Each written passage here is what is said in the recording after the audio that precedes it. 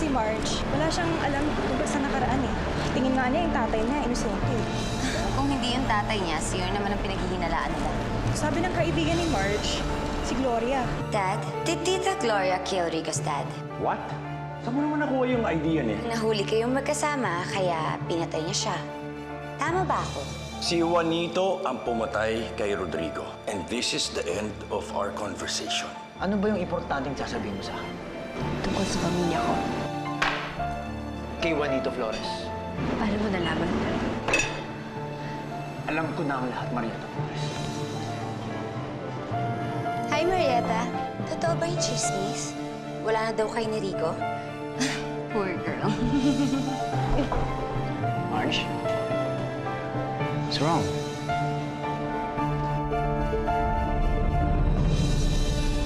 I see. Ngayon, naintindihan ko na. If you want, I can ask Rico to explain. Okay na ako, Xavier. Kaya nga ako pumunta dito ngayon para makapag-usap kami. Pero hindi naman siya pumasok.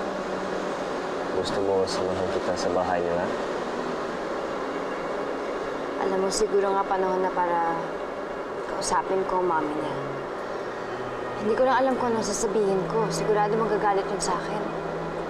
At saka ayoko naman din humingi ng tawad dun sa ginawa ng tatay ko at naniniwala ako na hindi mamamatay tao ang tatay ko. Then don't say anything against your will.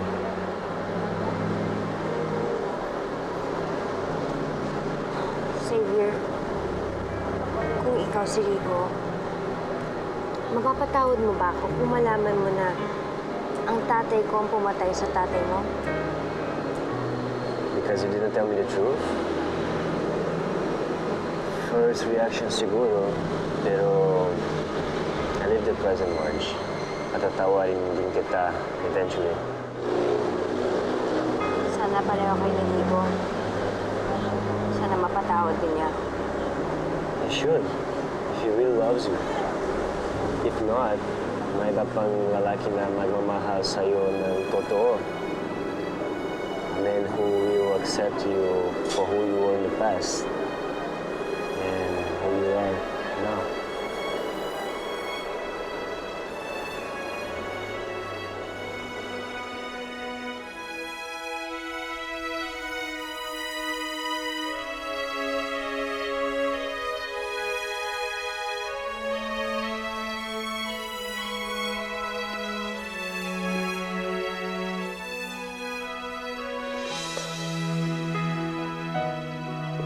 Rodrigo! Rodrigo, anak, gising, gising. Gising, oo. Lo, anong oras na? Nasaan si Marieta? Niloko niya ako. Hindi ako dapat nagtiwala sa kanya. Huwag mo siya aawayin. Mabait yung Marieta. Bait siya. Boso ako doon. Yun ang babae papakasalan mo.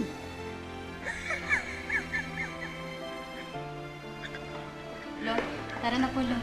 Marieta. Hindi pa po kayo nag-aalis sa Leta. Marieta.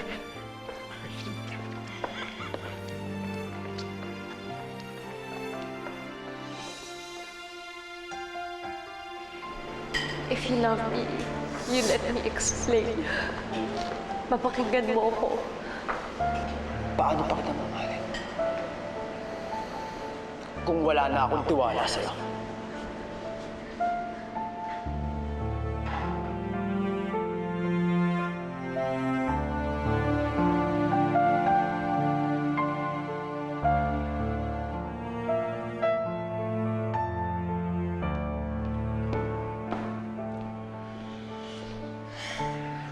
Rigo, I think you should take the day off today. Ma, I'm fine. Sakit lang ulo ko. Ano? Papasok ka pa sa office niyan? Kailangan na namin mag-usap ni Marge. Bakit pa? She's not in love with you. She's in love with Xavier. That's obvious, can't you tell? Sinasaktan ka lang niya. Alam mo, isa siyang orphan. Nawalan siya ng mga magulang at mga kapatid. So, natural gusto niyang iparamdam sa'yo lahat ng sama ng loob na nararamdaman niya. mga problema namin to ni Marge. Pwede bang hayaan mo na lang kaming ayusin to?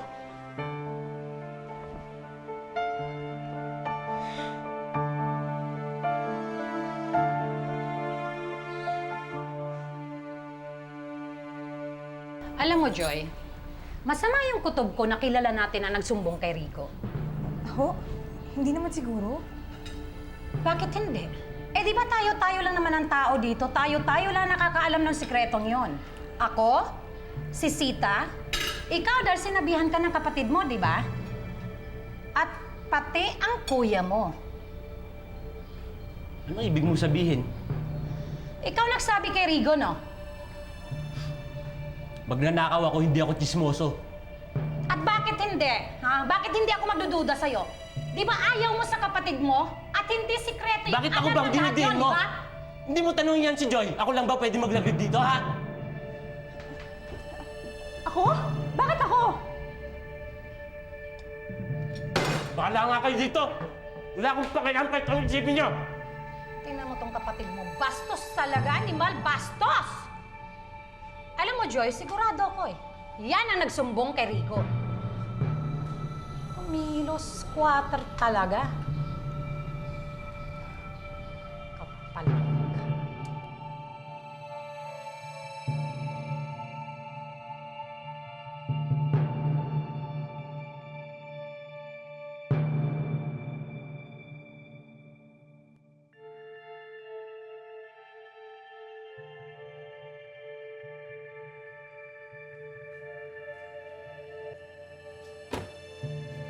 Ang kapal ng mukha ninyo para magpunta dito, no? Kriminal ang tatay mo. Pinatay niya ang asawa ko, tinanggalan niya ng ama si Rigo. And now what? You're here para saktan lalo ang anak ko, ha? Gusto ko lang makausap si Rico. Ayaw ka na niyang kausapin. Kahit kailan. As far as he's concerned, wala na kayo. Kaya pwede ba? Huwag mong ipagpilitan ang sarili mo sa anak ko, ha?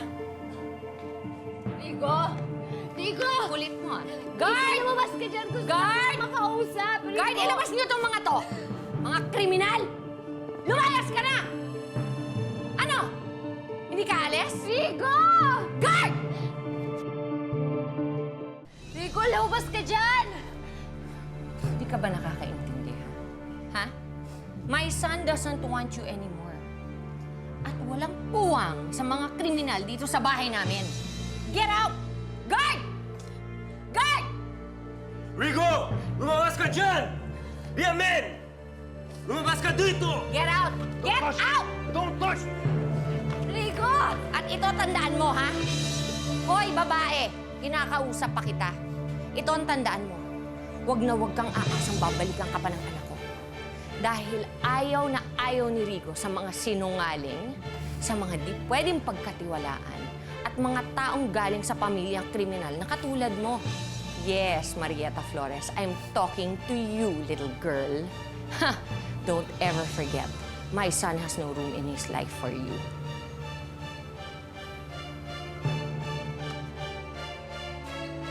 Run!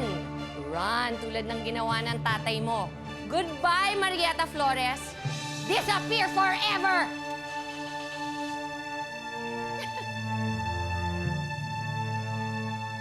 Hindi mo naman sila masisisi. Siyempre, ganun yung pagkakakilala nila sa'yo. Tanga sila. Matagal ko nang alam yung sikretong yun. At kung gugustuhin ko lang, di sana matagal ko nang pinagkakitaan yun. Alam mo, Lex, naniniwala naman ako sa'yo eh. Siyempre, ganyan ka kagalit. Alam kong inosente ka. Berna, si Joy naman talagang gumawa nun eh. Isipin mo maigi. Nung nalaman niya yung connection sa tatay namin at sa tatay ni Rigo, ayun, biglang lumabas. Pero, suspecha lang lahat ng yan eh. Wala kang ebidensya kung siya talaga yung nagsabi. Bale, hahayaan ko muna na ako ang pagsuspecha nila. Pero malalabas ko din ang tunay na kulay ng Joy na yan. Bakit ka ba ganyan sa kapatid mo? Ang tanong, siya ba ang tunay naming kapatid?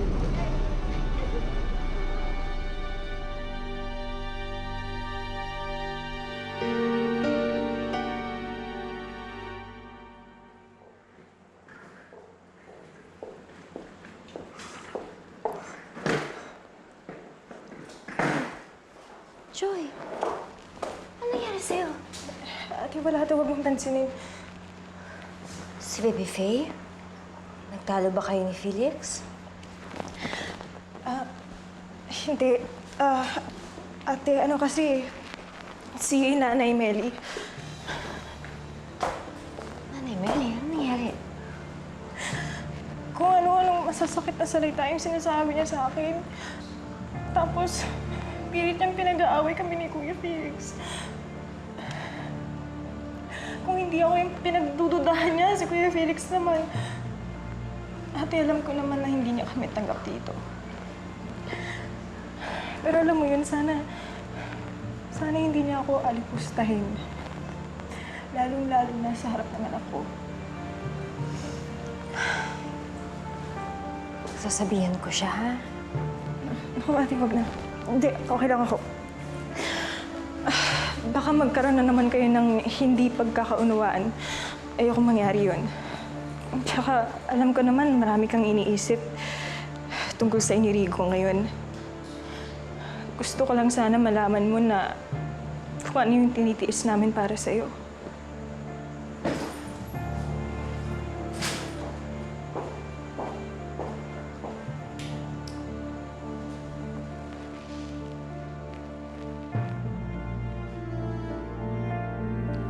I heard tita hindi raw nagpakita maghapon si Rico kay Marsh. I smell victory. Oh, Iha, but you know, Rigo is hurting. At bilang ina niya, natural nasasaktan din ako para sa anak ko. I understand, tita. But we both know na hindi talaga sila pwede magkatuluyan, hindi ba? Of course, you're right. Sorry na lang sa kanila. Pero kahit kailan, hindi ko matatanggap ang babaeng yun sa pamilya ko. Especially now, nakilala ko na kung sino talaga siya. Pero hindi tayo pwede mag-relax sa ngayon dahil baka mamaya lambingin ni Marsh si Rico at baliktarin niya ang katotohanan. At kung ganun ang nangyayari kay Rico, dapat hindi sila makita ni Marge. Don't worry, Iha. May ginawa na akong paraan para mailayo natin si Rico kay Marge. Malayong malayo. As in, malayong malayo? Hindi na sila magkita ni Marge? As in, sa akin na forever and ever si Rico?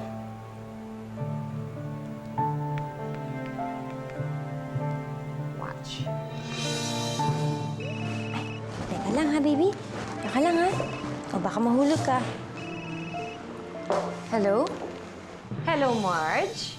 Yes, ito ang mami ni Rico. O, Iha, gusto ko lang kasing malaman mo na hindi ko matiis na nakikitang nasasaktan ng anak ko. So I've arranged a private dinner for the two of you to meet. Hindi niya alam na kayo ang magtatagpo. I want kasi na once and for all, mag-usap na kayo ng masinsinan. Alamin natin kung sino ba talaga ang pipiliin ng anak ko. Ikaw o ang pamilya niya? Either way naman, okay lang sa akin kasi I'm a good sport. At ang pinaka-importanting bagay para sa akin ay ang kaligayahan ng anak ko, Marge. So you see, we win both ways. Anyway, Iha, I will let you know kung saan at kailan ang meeting place ninyo, okay? Salamat po, tita.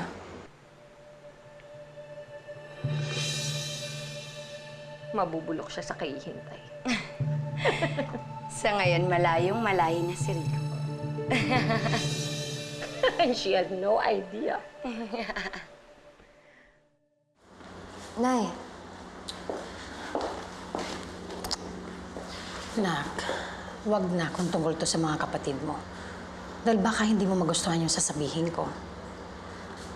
Gusto ko na magkaayos tayong lahat. Marge, hindi maayos ang lahat ng to hanggat hindi nawawala ang masamang kutob ko siya sa mga kapatid mo. Sige na, huwag na ipilit. Kilala mo ko.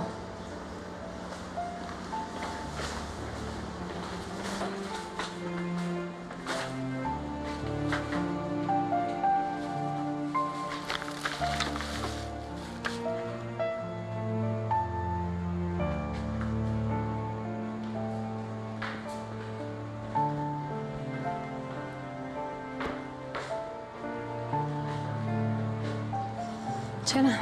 Trabaho ka na na.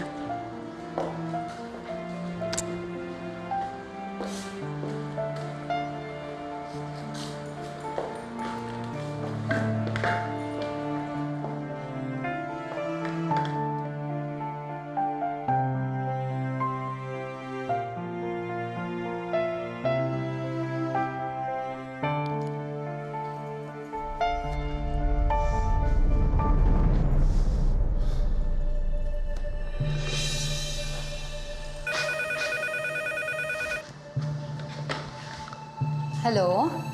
Hello? Gusto ko makausap si Jenny. Si Joy. Si Joy ang gusto ko makausap.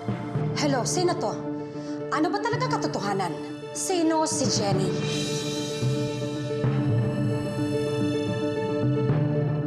Hello, sumagot ka sa akin. Ano ba talagang totoo? Sino ba talaga si Joy? Ano ba talagang katotohanan sa pagkatao ni Joy? Siya ang gusto ko makausap, hindi ikaw. Nasa kanya ang anak namin. Pwes, hindi mo makakausap ang mag-ina mo kapag... Anong karapatan mong harangin mga tawag sa akin? Hoy, baka nakakalimutan mo. Pamamahay ko to, kaya lahat pwede kong gawin. Makakarating to kay ate. Sige, magsumbong ka. Anong ibig sabihin yan? Kuya, si Nanay Meli kasi kinakausap niya yung ex ko. Sira ulo yun eh. Gusto niyang kunin sa akin si Faye eh. Ay, bakit hindi mo sinabi ka agad kanina? At bakit mukhang takot na takot kang kausapin ko ang ex mo? Tsaka na sinabi mo? Gusto niyang kunin ang anak niyo, sinabi mo sa amin, sustento ang habol mo doon? Ano ba Aling talagang Meli, totoo, tama na. Joy? Aling Meli, tama na, pwede ba? Ginagalang namin kayo alang-alang sa kapatid namin. Huwag niyo naman pilitin na labanan namin kayo.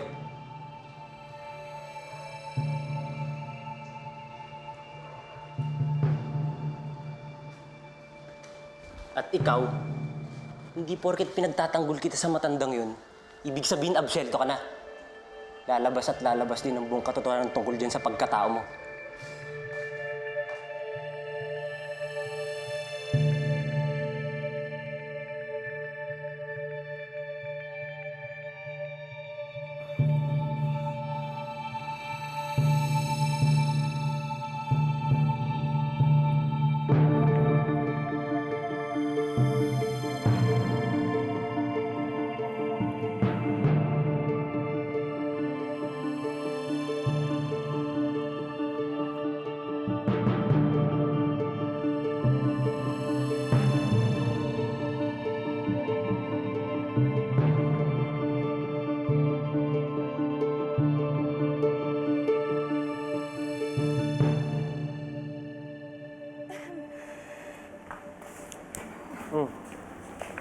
Saan punta mo? May bibilin lang akong konting gamit para sa atin kasi gusto kong magpalamig. Alam mo na, mainit yung mata ng iba dyan sa akin eh. Sige, kuya.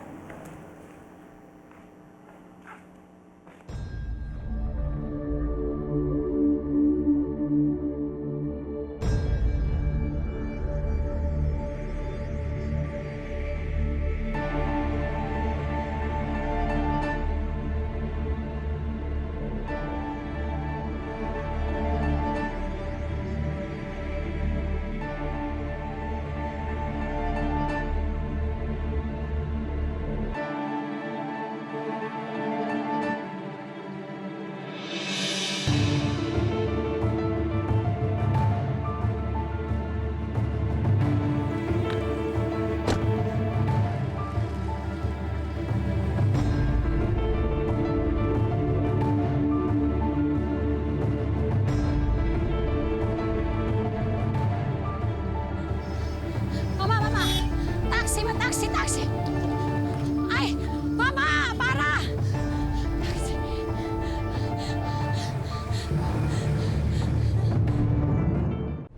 Dito mo siya dadalhin, ha? Okay. Thank you. Tita, crazy ka din talaga, no? Biruin mo, napaalis mo si Rico and siguro masyado rin siyang na-shock sa ni-reveal ko tungkol kay Marsh. Tita, make sure naman next time na paalisin mo si Rico, kasama ako, ha? Of course, Iha.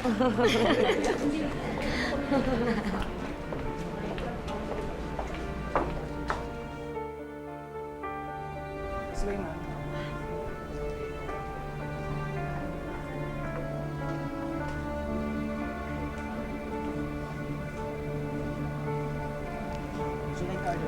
Ano, sige, may iniintay ako.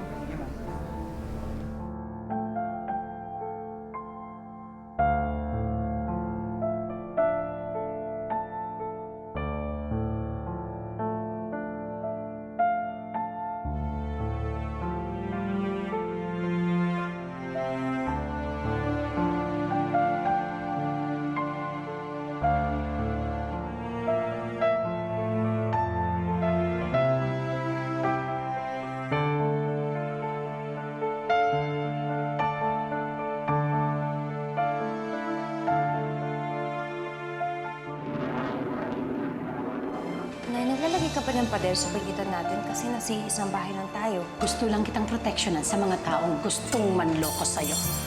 Ako ba pinaliling ka mo? Bakit? Tinatamaan ka ba? Nay, kung hindi mo titigilan ang pagdududa sa kanila at pakikipag-away sa mga kapatid ko, baka wala ka nang kailangang ipaglaban. Then matatalo ka lang. Nay! Gusto ko, kidnapin mo si Melly. Ma'am, bakit kailangan nating gawin yun? Dahil mahal na mahal ni March ang nanay niya. At mababaliw yun kapag nangyari yun. Nay, asan ka ba?